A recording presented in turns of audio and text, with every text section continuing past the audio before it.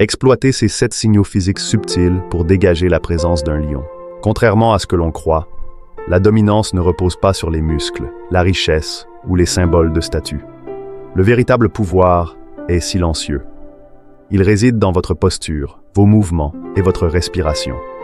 C'est une forme de présence qui emplit l'espace sans qu'un mot ne soit prononcé. Pensez aux figures les plus marquantes de l'histoire. Elles ne couraient jamais après l'attention. C'est l'attention qui venait à elles. Elles n'étaient pas bruyantes. En réalité, elles parlaient très peu. Mais quand elles parlaient, tout le monde écoutait. C'est ce genre de présence que vous allez apprendre à incarner. Beaucoup essaient de paraître puissants en surcompensant, en haussant la voix, en gonflant la poitrine, en essayant de paraître imposants. Mais la vraie force n'a pas besoin de se justifier. Elle est simplement là. Une fois que vous aurez saisi ces 7 techniques de langage corporel étonnantes, vous commencerez à dégager une aura si captivante que les gens y répondront instinctivement. Ce ne sont pas des astuces superficielles. Ce sont les mêmes tactiques non-verbales utilisées par les leaders influents, les négociateurs chevronnés et tous ceux qui imposent naturellement leur autorité.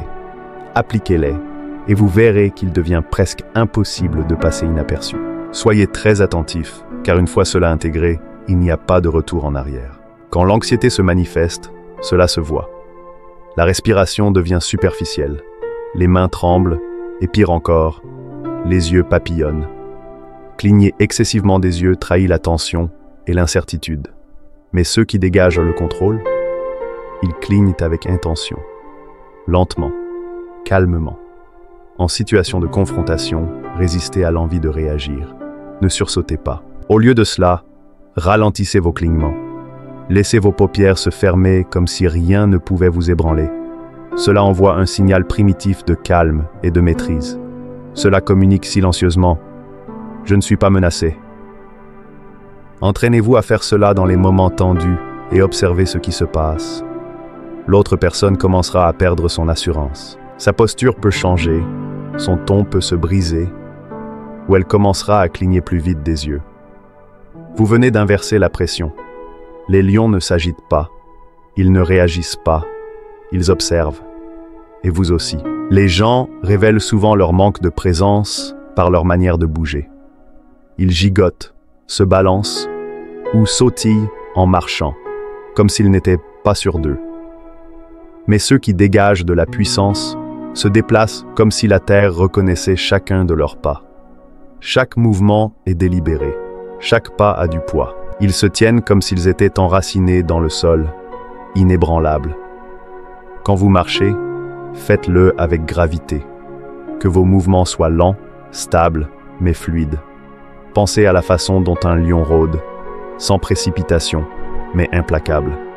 Cette posture vous donne l'air d'un pilier dans n'importe quel espace, quelqu'un qu'on ne peut pas ignorer. Les gens ordinaires entrent dans une pièce et parlent aussitôt. Mais ceux qui ont de l'autorité marquent une pause. Ils observent. Dès que vous entrez dans une pièce, prenez 3 secondes pour observer. Croisez brièvement le regard de quelques personnes. Cette pause change immédiatement l'énergie. Vous serez remarqué avant même de dire un mot. C'est une tactique utilisée par les grands leaders, PDG, officiers militaires, politiciens.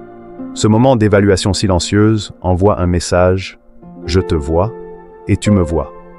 Essayez-le une fois et vous remarquerez quelque chose de remarquable. Les gens commenceront à attendre vos paroles. Vous aurez déjà pris le contrôle de la pièce. Les mouvements involontaires trahissent la nervosité. Se balancer, ajuster ses vêtements, taper du pied. Chaque petit geste dit « Je ne suis pas sûr de moi ». Ceux qui projettent la force adoptent l'immobilité. La prochaine fois que quelqu'un vous confronte, résistez à l'envie de bouger. Restez ancré.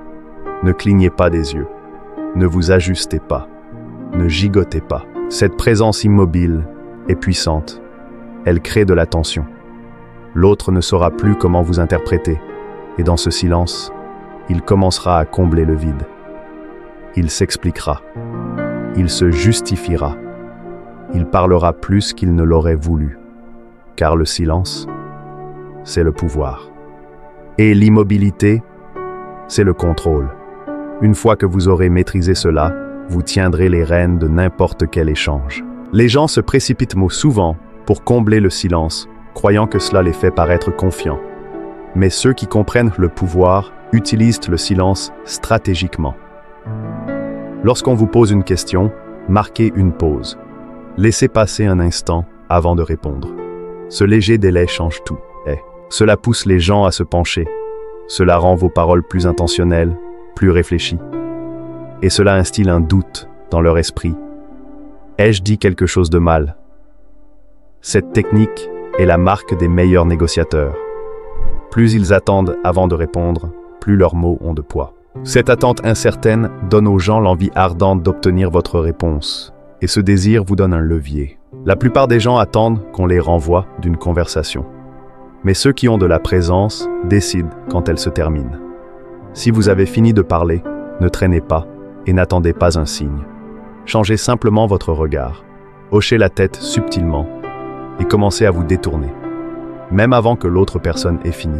Cela signifie que votre attention s'est déplacée. Vous n'êtes pas impoli. Vous prenez possession de votre temps. Et quand vous maîtrisez votre temps, les gens respectent votre espace. Cela envoie un signal psychologique clair.